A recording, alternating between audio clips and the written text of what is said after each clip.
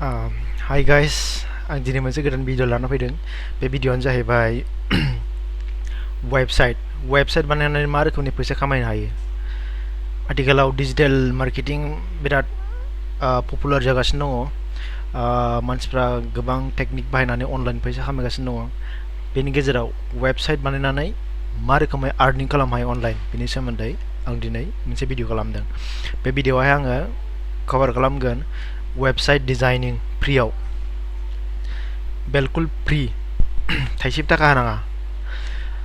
ओरैनोथ' वेबसाइट बानायनायनि थाखाय दस्रा प्लेटफर्म दं,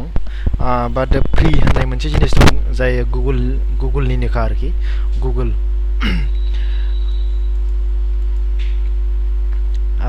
स' फैदो जों बानायसै। आं दा बानायगोन ब्लगाराव मानो होनना बुंबा गासिबो फ्रि, हस्टिंनिबो फैसा होनाङा, डमेननिबो फैसा होनाङा।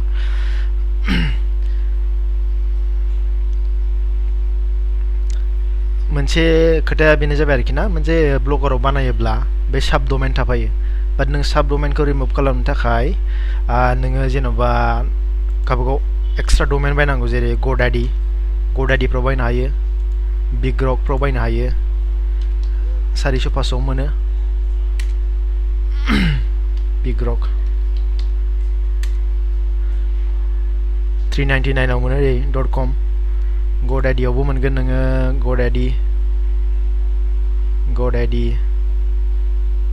गडाडियाव बिदिनो मोनो, 299 निबो मोनो एखमबा .inखौ 149 .in। बाट या ब्लगाराव आं दा जेराव खालामनो नागिरदों बेयो जाहैबाय .blogspot.com होननाय साब डमेन थागोन आरो। बाट नों बेखौ रिमुभ खालामनो हायो बेहाय डमेन बायनानै। नोङो ब्लगारनिफ्राय डमेन बायनो हायो, खिन्थु बाव एसे दाम बारा जायो, 1000-1000 700-800 थांगोन आरो। स' फैदो, फार्स्ट स्टेपआ जाहैबाय नोङो ब्लगाराव लगइन खालामदो। ब्लगार लिरदो गुगोलावहाय, नायदो दाना ब्लगार www.blogger.com क्लिक खालामदो। क्लिक खालामनानै बिदि खुलिगोन आरो ना। दाना नोङो ब्लग बानायनो थाखाय, वेबसाइट बानायनो थाखाय नोङो निउ ब्लग खालामदो। बे आं फुराना खालामनायमोन, दा गोदान बानायसै आङो। दाना टाइटेलखौ दोनदो, साप'ज बड'लेण्ड निउस पर्टेल, नङा होमबा? साप'ज आं बानायबाय निउस पर्टेल। बे जाबाय ब्लगनि नाम। ओमफ्राय दाना ब्लगनि एड्रेस, जेनेबा एड्रेस होनना बुंब्ला जेनेबा साइट आरोना, वेबसाइट, जेनेबा www.bodolandnewsportal.com बेबायदि। Bodoland News Portal, this blog address is invalid or not supported. bodolandnews.blogspot.com नायसै बे एभेलेबल दंना गैया, बेबो गैयानो। Bodoland News Portal, बेखौ होलाय जागोन, एभेलेबल बियो। होमबा क्रिएट खालामदो। क्रिएट खालामखांनायनि उनावहाय मा रोखोम डिजाइन खालामनांगौ बाव फैगोन आरो। उनाव थेंक्स होदो। ओरैनो ब्लगारनि थाखाय माखासे टीम दं आरो ना, बे फ्रियाव मोननाय आरो, बे गावहानि आरो, बे टाइपनि टीम दङ। बाट बे टाइपनि टीमा मोजां नङा आरो ना, प्रफेसनेल नुवा, वेबसाइट बायदिखौनो नुनो नागिरा, जेनेबा प्रफेसनेल बायदिखौ नुनो नागिरा।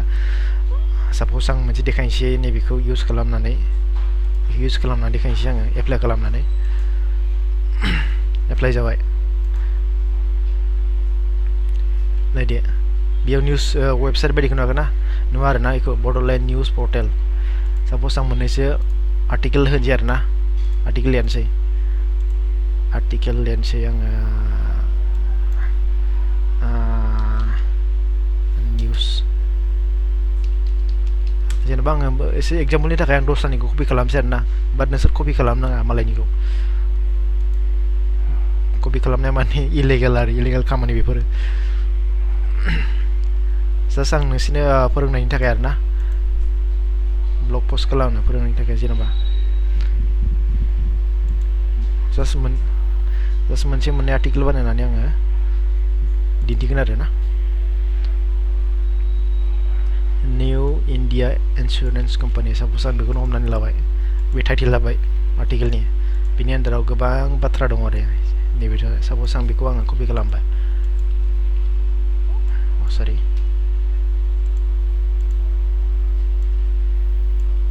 Ctrl प्लस C बाय कपि खालामबाय पेस्ट खालामबाय ओहो एसे प्रब्लेम दं माथो बेहा कपि जानाय नङा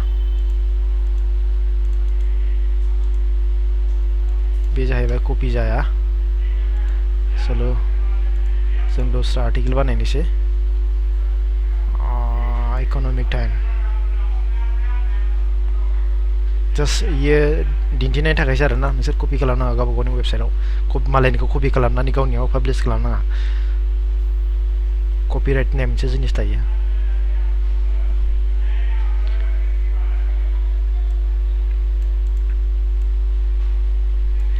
कपि खालामबाय आङो कपि बे पेस्ट खालामसै आङो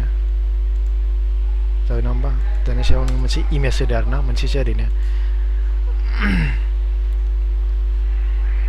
सरि गाइस नेटआ स्ल' आंना एसे इमेज आपल'ड खालामसै आङो इमेज मोनसे दंमोन आं बेखौ खालामबाय आं साप'ज ओरैनो एग्जाम्पलनि थाखाय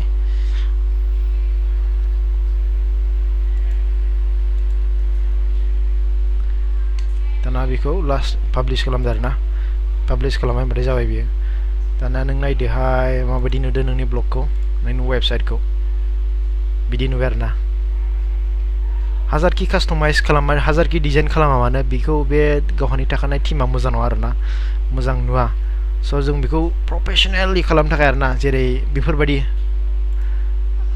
प्रफेसनेल वेबसाइट डिजाइन खालामनो थाखाय जोङो मा खालामनांगोन जोङो दस्रानिफ्राय टीम डाउनलड खालामनांगोन फ्रियाव टीम डाउनलड खालामनांगोन फैसानिबो दङ फैसानिखौ जोङो बाया जोङो मानो होनना बुङोबा जों बे जास्ट फोरोंनायसो नालाय गुबुन सासेखौ जोङो फ्रियाव डाउनलड खालामगोन आरो दा फ्रियाव डाउनलड खालामनानै दिन्थिनोसै माबायदि जायो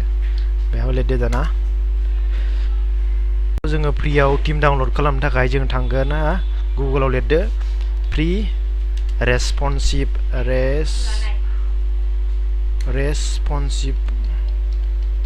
ब्लगार नैबेखौ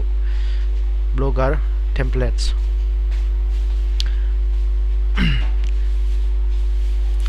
होमबा जोङो बिदि लिरबाय नङा रेस्पन्सिभ माने बेनि ओंथिया मा जेनेबा बे वेबसाइटआ मबाइलाव नायबा मबाइलनि महर लागोन ओमफ्राय बिदिनो कम्पिउटाराव नायबा कम्पिउटारनि महर लागोन आरोखि ना बेनि थाखायनो रेस्पन्सिभ होननाय जिनिसखौ जों चुज खालामनांगौ जोङो दाना इमेजआव थांसै इमेजआव थांनानै जोङो सेलेक्ट खालामगोन मा टाइपनिखौ नों मोजां मोनदों जेनेबा बिनि गेजेराव नों नायदो बबेखौ मोजां मोनदों बे नायदो साप'ज आं बेखौ मोजां मोनबाय आं बेखौ डाउनलड खालामसै बेखौ डिजाइनखौ आङो एप्लाइ खालामसै बे सेम टु सेम थांदो बेयाव थांदो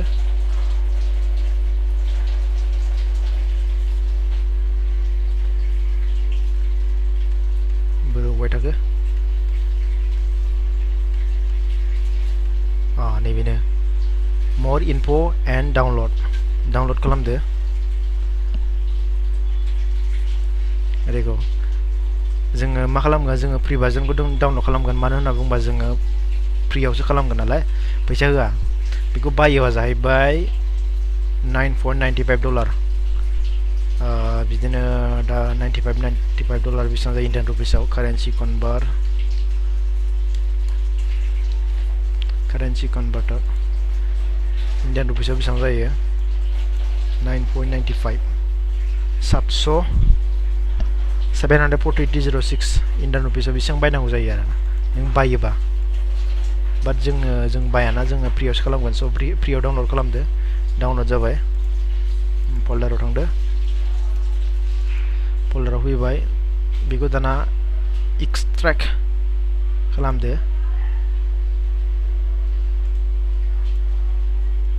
एक्सट्रेक्ट खालामसै ना होमबा गायाव फैबाय फैबायलाय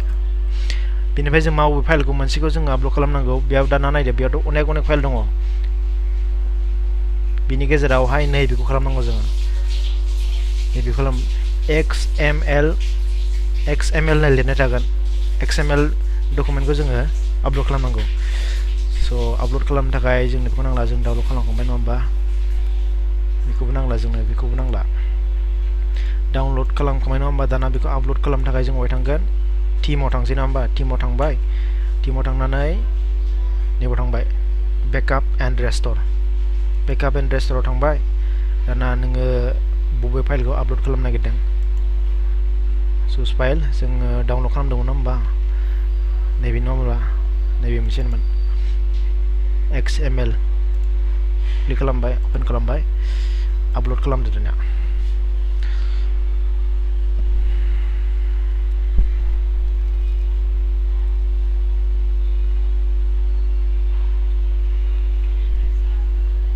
आपलोड जाबाय नङा होमबा दाना आपलोड जाबाय नङा होमबा दाना नायदो माबायदि जानानै दङ भिउ ब्लग नायदो माबायदि प्रोफेशनेल नुदों जोङो बेखौ आरो डिजाइन खालामबावगोन बेखौ सोलायजोबगोन बेखौ डिजाइन खालामबावगोन बेखौबो जों रिमुभ खालामगोन जों मानो मालायनि इउट्युब चेनेलनि लिंकखौ जों होआ जों गावहानिखौनो होनानै लानो हायो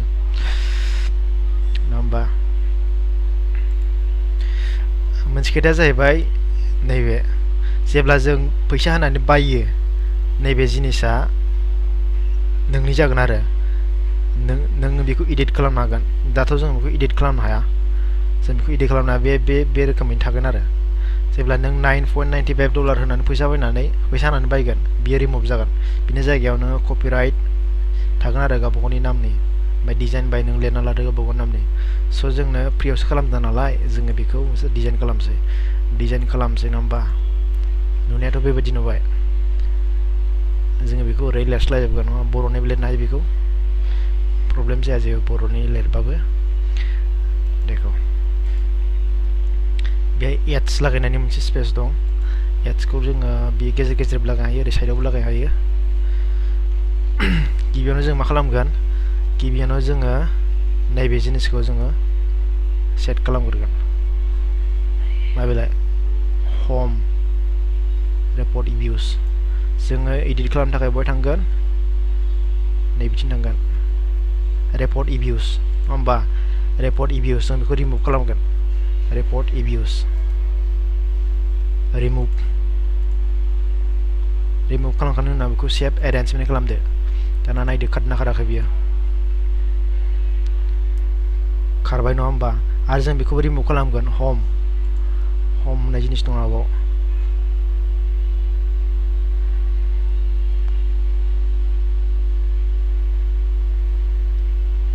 हमथ' गैया नैबेनो आरोना बे जाहैबाय बड'लेण्ड फिचार पस्ट बे जाहैबाय नैबे फिचार पस्ट बेखौ जोङो रिमुभ खालामगोन बेखौ जोंनो नाङा आरोना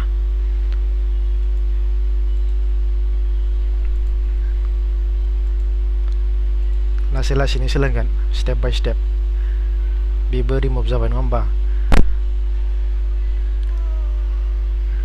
बेखौबो जों रिमुभ खालामनो हायो बे फेसबुक बे गावबागावनि फेसबुक पेजखौ जों बेहाय लागायनो होनो हायो बेखौबो जोङो रिमुभ खालामसै ब्लगार आर्शिभ बेखौ जों रिमुभ खालामसै ब्लगार आर्शिभआ बहाय दं ब्लगार आर्शिभ बेखौबो जों रिमुभ खालामसै जोंनो बेखौबो नाङा नङा होमबा सेभ एन्ड एरेन्जमेन्ट बेबो थांबाय नङा होमबा साबस्क्राइब आस इउटुब बेखौ जों रिमुभ खालामगोन साबस्क्राइब आस जोंनो बेखौबो नाङा नङा होमबा बेखौ रिमुभ खालामगोन रिमुभ खालामबाय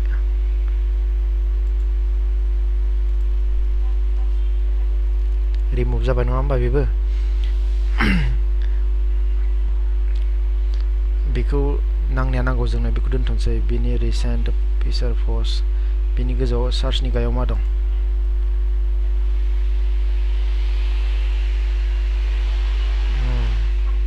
जोंनो बेखौ नाङा सार्च दिस ब्लग होमबा सार्च दिस ब्लग बेनि गाहायाव मा दं हम बा नैबे रिसेन्ट फिचार दं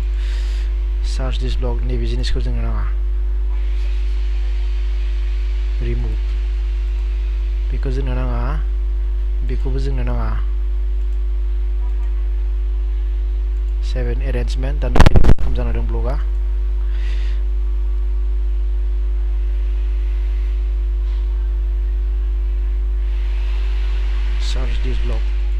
search this block ko label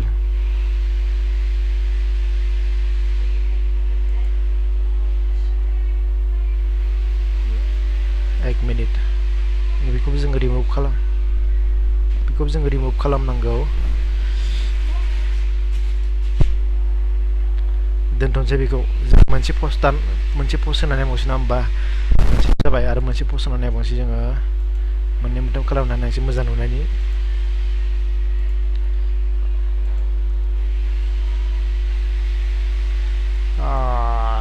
today Bodoland news suppose बिनिखौ मोनसे हावल लाथ'सैलै आङो दसेनि थाखाय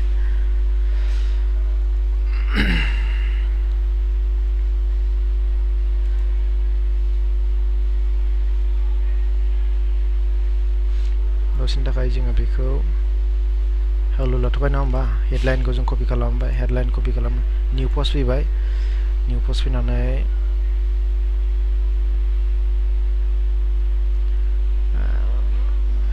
बाव हेडलाइन होबाय हेडलाइन होखांनायनि उनाव बियो आर्टिकेलखौ जोङो कपि खालामदोबाय दसेनि थाखाय नङा होमबा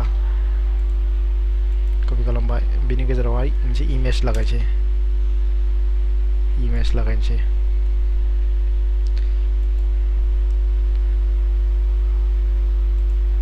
बेखौनो होबावबाय इमेज एखेखौनो नङा होमबा जोंनो मानो होनबा एग्जाम्पल नांगौ नङा होमबा पाब्लिश जाबाय बेबो दाना नायदो मोननै पस्ट फैगोन बेहाय जाबाय नङा होमबा बेबायदिनो फैबाय थागोन आरोना ओरै नों जेसेबां होनो हायो इसेबां जों मेक्सिमाम बे मोनसे डिसप्लेयाव जोङो मोनबेसे पस्ट लाखिनो होनना बुङोबा जोङो नैबाव एडिट खालामनो हायो पस्ट नङा होमबा पस्ट बे एडिट खालामदो साप'ज दाथ' बेहाय मोननै दं नङा होमबा नों बे मोननै जायगायाव जोङो जेनेबा जों आपडेट खालामबाय थागोन सानसेयाव जेनेबा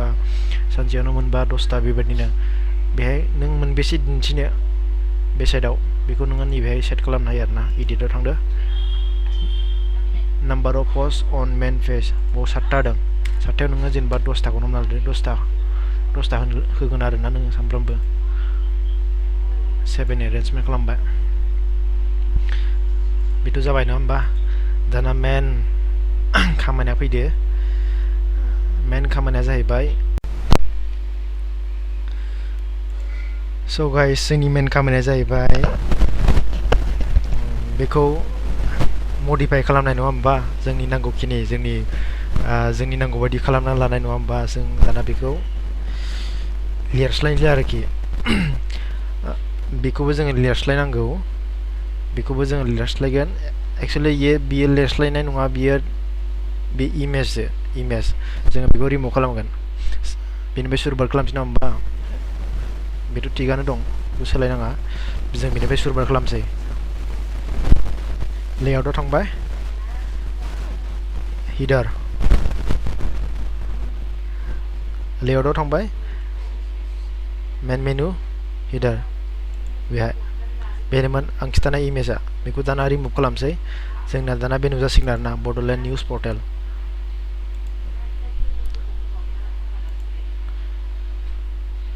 दाना नायदो बे रिमुभ जासिगोन बिनि जायगायाव बड'लेण्ड निउज पर्टेल फैसिगोन आरोना गाइस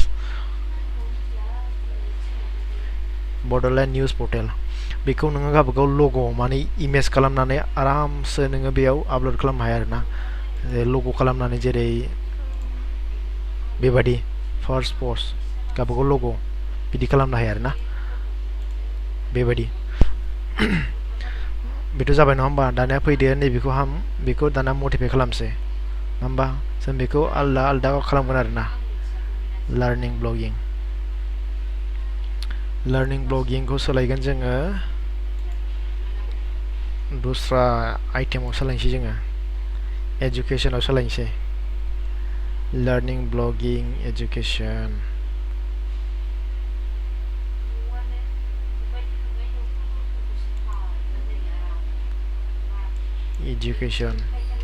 educationआव सोलायबाय जोङो बेखौ हेशटेग होनानै ब्लेंक दोनथ'नोसै उनाव मोनसिगोन हेशटेग होनायनि ओंथिया मा गाइस फारि फारि गासिबो सोलोंजोबगोन एजुकेशनाव जों सोलायबाय नङा होमबा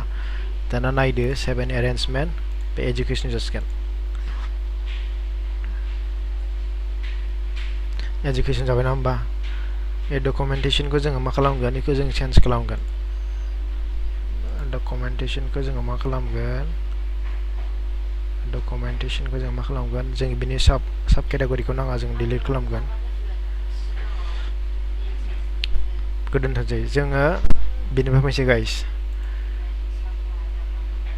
फिचार जों बेखौ सोलायगोन सोलायनानैहाय जों बेखौ निउस खालामगोन निउसनि आन्दाराव जोङो डिस्ट्रिक्ट क'क्राझार बाक्सा चिरां खालामगोन नङा होमबा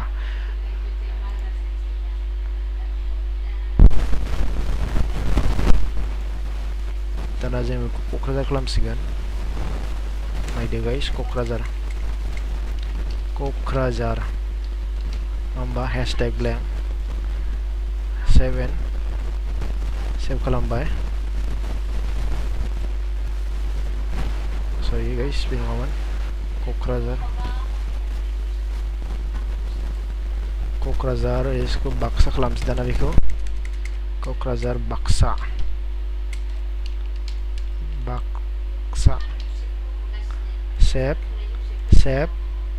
सेव एन्ड एरेन्जमेन्ट दाना नायदो गाइस मोननैया मा रोखोम जानानै दङ नायबाय थानांगौ मोनफा मोनफा नङाबा एखमबा उल्टां फाल्टां जायो क'क्राझार बाक्सा जाबाय ना होमबा क'क्राझार बाक्सा जानानै दङ ओमफ्राय मोनसे नांगौ क'क्राझार बाक्सा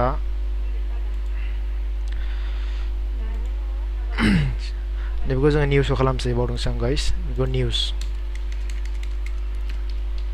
निउसनि आन्दाराव बे थाफैबाय आरोना क'क्राझार बाक्सा निउसनि आन्दाराव क'क्राझार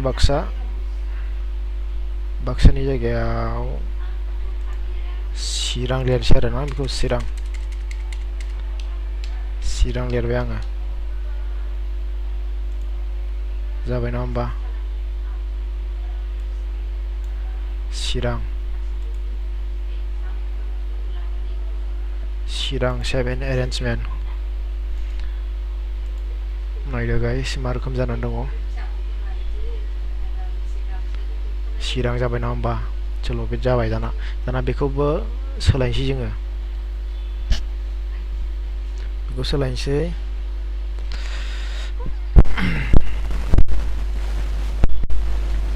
जोङो फार्स्टआव मा फैदोंमोनलाय बिनिहाय शर्ट कट्स बेखौ जों एडिट खालामनानै एजुकेशन खालामगोन आं दहायनिया रिमुभ जाफिनबाय गाइस एजुकेशन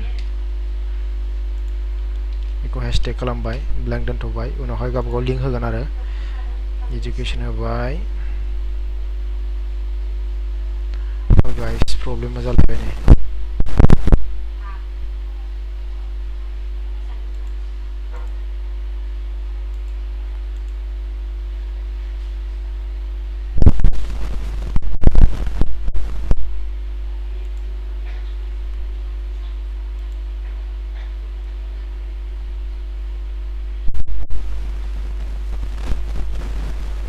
बिदिनो प्रब्लेम गेजेर प्रब्लेम नुजाबाय थायो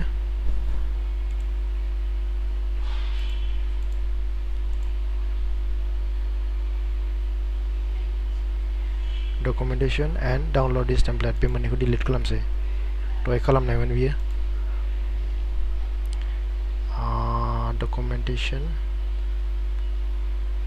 documentation download this template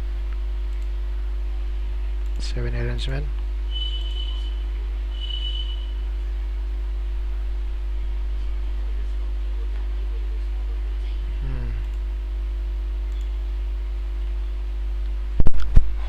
जाबाय ना होमबा गाइस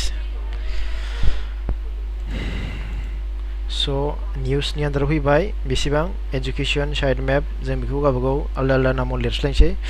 एजुकेशन जाबाय एजुकेशननि जायगा एजुकेशनखौ सोलायबाय बेखौ मा लिरगोन कालचार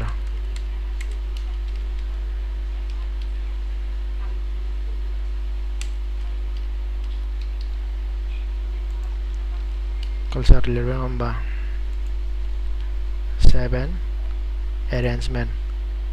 बेबो कालचार जाबाय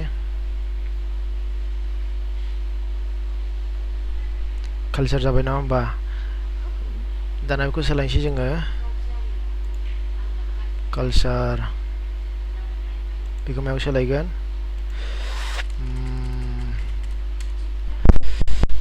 कालचाराव सोलायबाय एजुकेशनाव सोलायबाय मायाव सोलायथारदों गाइस नामानो गोसोआव फैदिया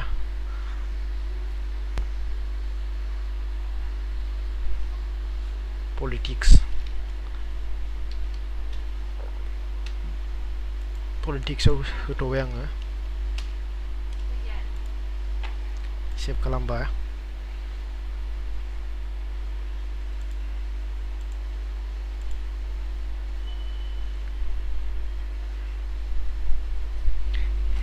पलिटिक्सआव फैबाय नङा होमबा एजुकेशन कालचार पलिटिक्स मोनसेया मा दोनथावथाव चलो बेखौ नांथ'ला आरोखि ना गाइस बेखिनियावनो जोबथ'बाय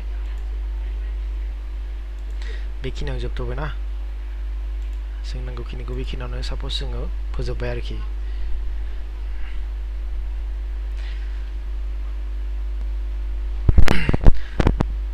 नोङो गोसोबायदि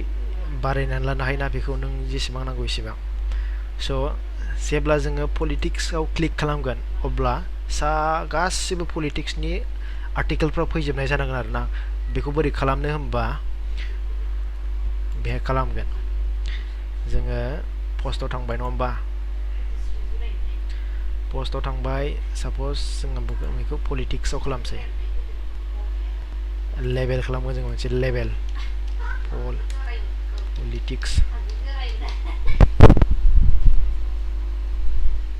पलिटिक्स कमा होनांगौ आरोना पलिटिक्स जाबाय बे मोनसे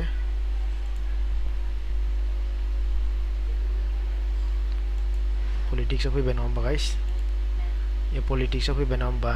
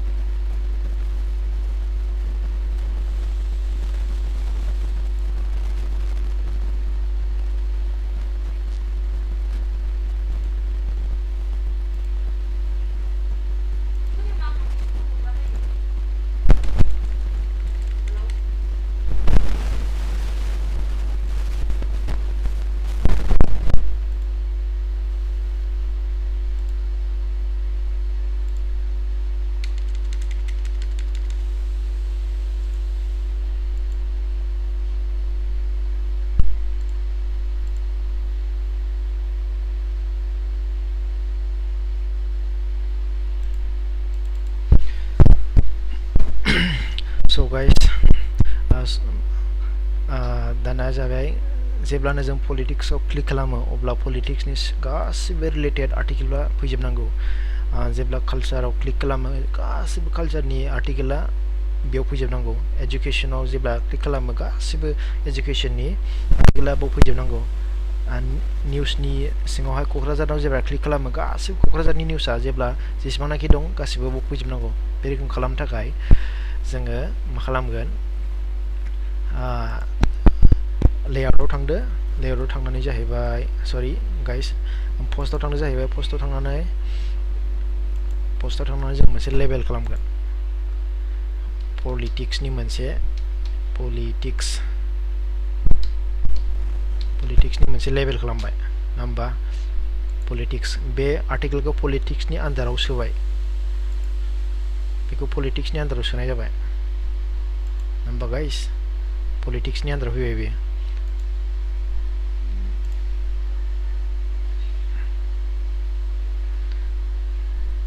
पलिटिक्सनि आन्दाराव फैबाय नङा होमबा। दाना बेयाव क्लिक खालामदो गाइस।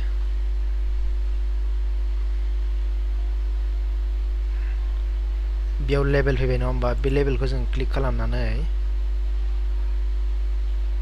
बे लेबेलाव जों क्लिक खालामगोन। क्लिक खालामनानै कपि खालामबाय बेखौ कपि खालामनानै जों माहाय थांगोन, दाना लेआउटआव फैफिनबाय। लेआउटआव फैनानै जोङो मेनु फैबाय। जों मा एडिट खालामनो नागिरदों, पलिटिक्सआव नङा होमबा। पलिटिक्स एडिट खालामबाय, दाना बेहाय लिंक होदो, लिंक होबाय, सेभ होबाय नङा होमबा। सेभ एन्ड एरेन्जमेन्ट जाबाय। दाना नायदो, मोनसे रिफ्रेश खालामना नायदो गाइस। रिफ्रेश खालामनानै नायनोसै जों पलिटिक्सआव दासान्दि मोनसेल' आर्टिकेल दं नङा होमबा, ओंखायनो मोनसेल' फैबाय। साप'ज जों बै मोनसेखौबो पलिटिक्सआव सोना नायसै नङा होमबा। मोनसे आर्टिकेल दंबावो जोंनियावहाय, मोनसे आर्टिकेल दंबावो नङा होमबा जोंनियावहाय, बेखौबो पलिटिक्सआव सोना नायसै। बेखौबो पलिटिक्सआव सोबाय, पलिटिक्सनि आन्दाराव नङा होमबा। Save and arrangement. दाना नायदो गाइस, हम पेज फैबाय। दाना क्लिक खालामदो पलिटिक्सआव।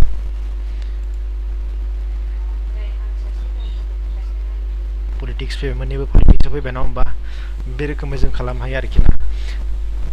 कालचारनि थाखाय कालचारनि मोनसे लेबेल खालामनांगोन। बै लेबेलनि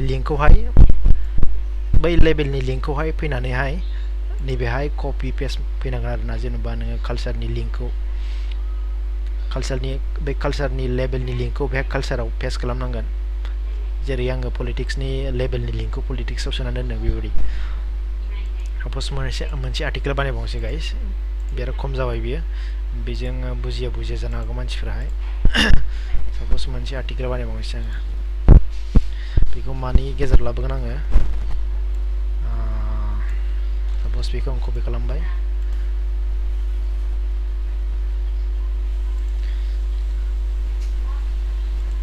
कपि खालामबाय आरोना। साप'ज ओरैनो निउ दिल्ली,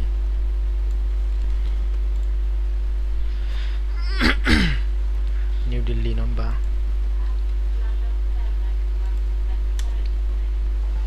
इमेज होबाय, सिगाङाव आपल'ड खालामखानाय इमेज दं, बेखौनो बारे इउज खालामनो हायो, जेबो प्रब्लेम जाया। दाना जों मा लेभेलाव खालामगोन बेखौ एजुकेसनाव खालामसै। एजुकेसनाव खालामबाय नङा होमबा। कमा होनांगौ, मोनफा लेभेल बानायगाफा कमा होगाफा खालामनांगौ गाइस, नङाबा जाया। एजुकेसननि आन्दाराव फैबाय नङा होमबा बियो। दाना गाइस फैदो, एजुकेसननि लेभेलनि लिंकखौहाय जों माहाय सोना होगोन। एजुकेसननि लेभेलखौ क्लिक खालामबाय, बिनि लिंकखौ जोङो एजुकेसननि केटेगरियाव सोना होसिगोन आरोना। लेआउटआव फैबाय, मेनुआव फैबाय, एजुकेसनाव एजुकेसन फैबाय नङा होमबा। हेशटेगखौ रिमुभ खालामबाय, सेभ जाबाय।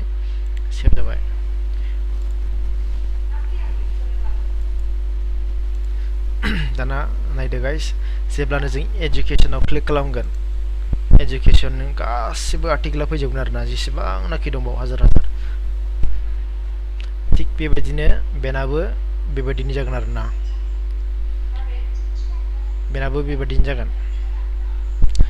so जोङो डिजाइनखौथ' खालामबाय नङा होमबा गाइस डिजाइनखौथ' मोजाङानो जाबाय माथो जा रिसेन्ट पस्ट रिसेन्ट कमेन्ट बियो गावबागाव अट'मेटिकलि फैखागोन आरो बे जिनिसा नों बेखौ नाङाबा रिमुभबो खालामनो हायो रिमुभ बोरै खालामो होमबा फुटाराव थांगोन बे फुटाराव लेआउटआव फैबाय बेहाय रिसेन्ट पस्ट नङा होमबा रिसेन्ट पस्ट इलाय रिसेन्ट पस्ट गेजेराव मा दं टैग दं नङा होमबा गेजेराव दं टैग बेखौ जोंनो नाङा टैगखौबो जोंनो नाङा जोङो नाङाबा जोङो मा खालामनो हायो रिमुभ खालामनो हायो टैगनि उनावहाय मा दं गाइस रिसेन्ट कमेन्ट जेसेबांनाखि पाब्लिकफ्रा कमेन्ट खालामगोन बेहाय बे नुजाफैगोन आरो ना गाइस बेखौ जोङो नाङाबा रिमुभबो खालामनो हायो रिसेन्ट कमेन्ट इडिट थांदो रिमुभ खालामदो थाथ'दों बियो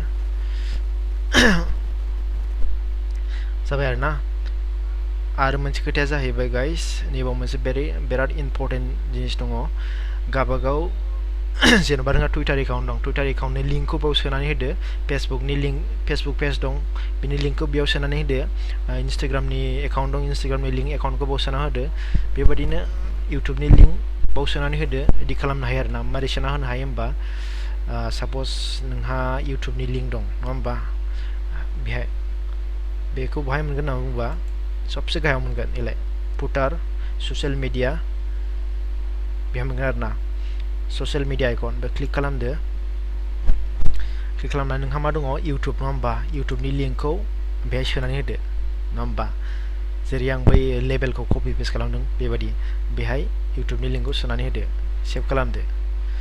माने जेब्लानो मानसिफ्रा क्लिक खालामो बे इउटुबनि लिंकआव नोंनि इउटुब लिंकआव डाइरेक्ट थांगोन आरोखि बेबायदि बेहाय नोङो फेसबुक पेज नोंनिखौ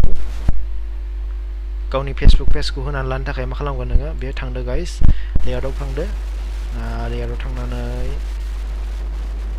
फेसबुक बेहा मोननै दं फल'वार्स एन्ड फेसबुक फल'वार्स बेखौ जों नाङाबा रिमुभबो खालामनो हायो बिनि सिङावबो नों लिंक सोनो हायो बिनि सिङावबो लिंक सोनो हायो स' बेखौ जोङो रिमुभ खालामथोंसै नङा होमबा जोंनो मोननै नाङा नङाबा बेखौनो रिमुभ खालामसै बेखौ रिमुभ खालामसै बेखौ दोनसै बेखौ रिमुभ खालामसै गाइस गोजौनिखौ फल'वार्सखौ जोंनो नाङा रिमुभ खालामबाय नङा होमबा सेभ दा रिमुभ जागोन बे थानाय नंला बेल' फैबाय नङा होमबा नैबेखौबो जोंनो नाङा साबस्क्राइबार्स बेखौबो जोंनो नाङा साबस्क्राइबार्स बहा दं साबस्क्राइब आस जोंनो बेखौबो नाङा होमबा जों बेखौ रिमुभ खालामसै मालायनिखौलाय जों मा होनो गावबागावबो होनानै लानो हायो आरो ना गावबागाव इउटुब चेनेलनिखौ प्रब्लेम जाया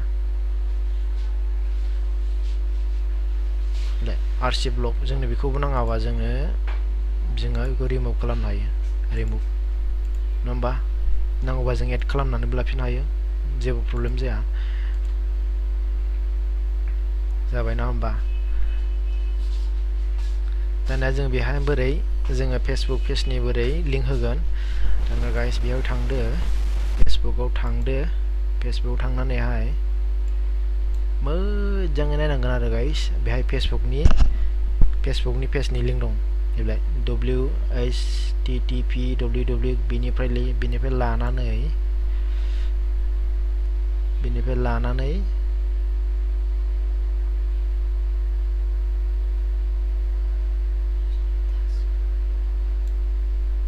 बिनिफ्राय लानानै बिसिम बेखिनिया नोङो गावनि फेसबुक पेजनि लिंकखौ होनांगौ जाहैबाय बे ससेखौ नोङो जेबो दांनो नाङा जे बेखौ गोरबोर खालामबाय जालाबो बेनिफ्रायल' बे डटनिफ्राय बे डटसिम होदो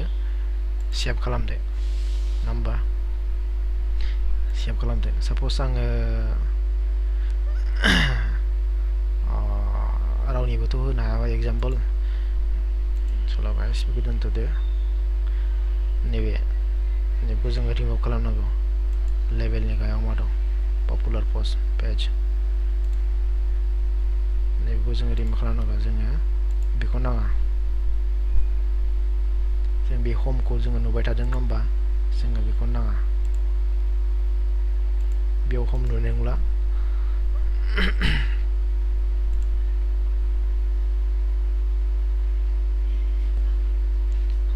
रिमुभ जाबाय नङा होमबा गाइस सरि गाइस हमखौ रिमुभ खालामथारनांगौ नङा होमबा गाइस थांबाय रिमुभ खालामथारबाय स्पेस लादोंमोन दहाय 7 एरेन्जमेन्ट जाबाय नङा होमबा गाइस नोङो बे लेभेलखौ नों हाइडबो खालामनो हायो गाइस नों जुदि बेखौ नोङो दिन्थिनो मोजां बायोबा आरोखि ना नोङो बेखौ हाइडबो खालामनो हायो बेबायदिनो ससियेल मिडियानि लिंक बेहाय नोङो गावबागाव लिंकखौ सोनानै होनो हायो स' जेब्ला पस्ट अपेन खालामगोन अपेन खालामनानै बेबायदि नुबाय आरोना बे नुखांनायनि उनावबो आरो रेकमेन्ड आर्टिकेल फैबावगोन आरोना बेहाय पाब्लिकनि कमेन्ट फैगोन जेसेबांनि कमेन्ट फैया मानो बेहाय बे श' खालामगोन नङा श' खालामगोन बेहाय ससियेल मिडिया शेयारिंनि अपसनबो दं फेसबुक टुइटार लिंकइन बिदि आरो स' बेथ' जाबाय नङा होमबा गाइस दाना बेहाय गावबागावनि सोमोन्दै नङा होमबा कन्टेक्ट हम एबाउट बेहाय बोरै खालामो होनना बुङोबा बेनि थाखाय आलदा मोनसे पेज खालामनांगौ पेज खालामनानै बै पेजनि लिंकखौ बेनि सिङाव सोनानै होनांगौ अब्लासो जेब्लानोबो कन्टेक्टआव थुगोन अब्लासो बै नोंनि कन्टेक्टनि डिटेल्सआ ओंखारगोन नङा होमबा साप'ज कन्टेक्टआव थुबाय जोंथ' दा जेबो बेहाय लिंकआनो गैया नालाय बेखायनो जोङो साप'ज आं क्रिएट खालामसै मोनसे पेज क्रिएट खालामसै नङा होमबा कन्टेक्टनि थाखाय बेनि थाखाय मोनसे आङो पेज क्रिएट खालामसै नङा होमबा निउ पेज कन्टेक्ट आस नङा होमबा बेहाय नोंनि लिरदो जेनेबा बड'लेण्ड जेन'बा 801156 नोंनि हेन्टेन बिनि एड्रेस माबा माबि बिजनेस एड्रेस माबा माबि क'क्राझार जेन'बा पिनकड माबा माबि नोंनि होदो आरोखि ना होनानैहाय पाब्लिश खालामदो पाब्लिश खालामखांनायनि उनाव मा खालामनांगौ बेखौ भिउआव होदो भिउआव होनानैहाय दाना बिनि लिंकखौ कपि खालामदो लिंकखौ कपि खालामखांनायनि उनाव लेआउटआव फैफिनदो गाइस लेआउटआव फैनानै जाहैबाय जोङो मा सोलायनो नागिरदों जोङो कन्टेक्टखौ नङा होमबा कन्टेक्टआव फैदो टप मेनु नङा होमबा बे मोनसे मेनुआ मोननै टाइपनि दङ टप मेनु मेन मेनु टप मेनुआ जाहैबाय बेखौ होनो टप मेनु नङा होमबा ओमफ्राय मेन मेनुआ जाहैबाय नैबेखौ होनो नङा होमबा थ' जोङो टप मेनुआव जों खामानि मावदों जों कन्टेक्टखौ जोङो लिंक होनो नागिरदों नङा होमबा कन्टेक्टआव होबाय कपि खालामबाय पेस्ट खालामबाय सेभ एन्ड एरेन्जमेन्ट दानिया नायदो गाइस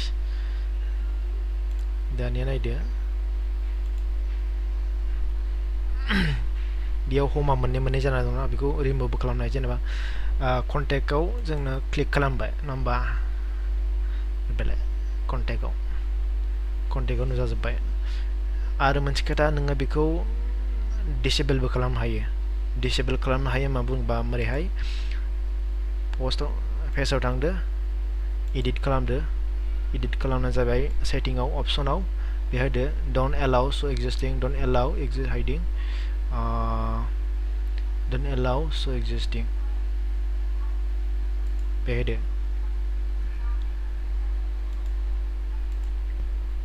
दानिया नायदो गाइस बे कमेन्ट माबा माबिनि बक्सआ नुजाबावो ना नुजाबावा नुजाला नङा होमबा पारफेक्ट स' जोङो बेबायदिनो एबाउट आसनिखौबो जोङो मोनसे पेज खालामनांगौ जायो नङा होमबा जोङो मोनसे निउ पेज बानायनोसैलाय एबाउट आस नङा होमबा एबाउट आस बड'लेण्ड निउस जेनेबा नोङो मा लिरदो नोङो हेन्टेन लिरलाबायदो ना अन्त'ति नोंनि सोमोन्दै मा जेनेबा नोंनि बिजनेसा मा जेनेबा बेखौ सेभ खालामबाय होनबा एबाउट आस दाना बेयाव भिउआव होदो दाना बिनि लिंकखौ बहाय सोना होगोन जोङो कपि बिनि लिंकखौ बहाय सोना होगोन जोङो लेआउटआव फैफिनदो बेहाय सोना होगोन जोङो एबाउटआव नङा होमबा दानदो बेयो मालायनिखौ जों नाङा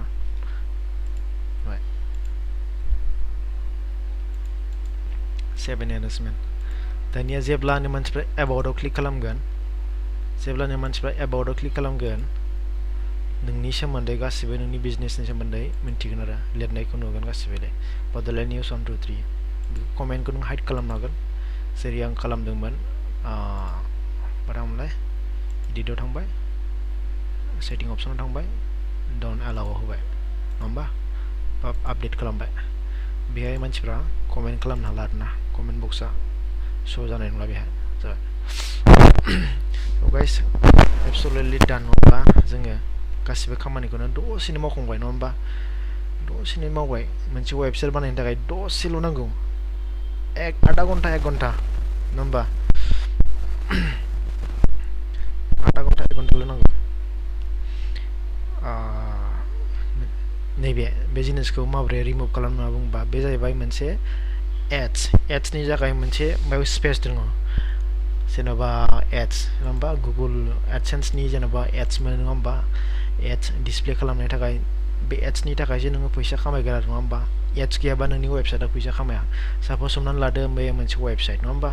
बे मोनबेसे एड्स लागायना दं नायदो मोनसे मोननै मोनथाम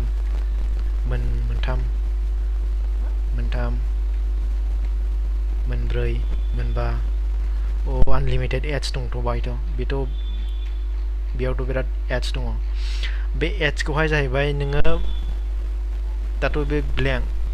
जेब्ला नोङो गुगल एडसेन्स एप्रुभ जागोन उनाव मोनसे HTML कड मोनगोन बे HTML क'डखौ नोङो बेहाय बिनि जायगायाव रिप्लेस खालामनांगौ मारै खालामनांगौ होनना बुंबा लेआउटआव थांदो बेलाय HTML जाभास्क्रिप्ट बेयाव थांदो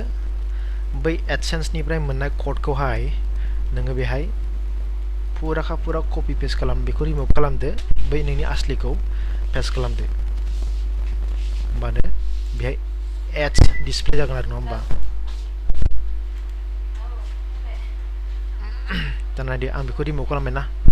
बेहाय नोङो नोंनि गावहानि एड्स श' खालामनो हागोन एड्सखौ नोङो बेनि गेजेरबो श' खालामनो हागोन बेनि गेजेर श' खालामनो साइडआवबो खालामनो हागोन ओमफ्राय बेनि आर्टिकेलनि सिङावबो नोङो एड्स लागायनो हागोन जेराव गोसो एड्स लागायनो हागोन आरो ना गाइस जेबो प्रब्लेम गैया नोंनि जेसेबां एड्स लागायगोन नोंना जेसेबां फैसा मोननायनि चान्स नोंना रेभिनिउनि चान्स दं आरो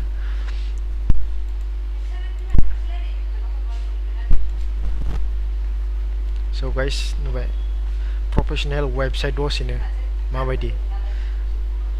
जास्ट बेयो मोनसे चेप्टार बेनि उनाव आरोबाव आं मोनसे भिडिअ लानानै फैगासिनो दङ गुगोलावहाय बोरैहाय नोंनि